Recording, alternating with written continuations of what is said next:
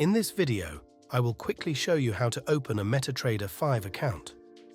Once you've logged into your client dashboard, you can open an account by clicking the button Open Live Account here at the top, or you can navigate to the Accounts option from the menu and click Open Live Account. On the following screen, you will select your desired platform from the drop-down.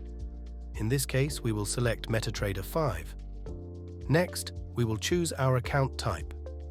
Be sure to watch our video titled EPFX Account Types Explained to learn about the differences between each account type.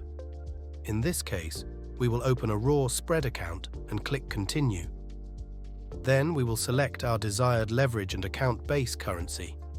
After clicking Continue, you will now see your account login information, including your account number, your password, investor password, and server.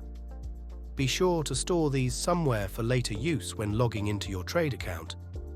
You will also receive an email containing them in the event you lose them.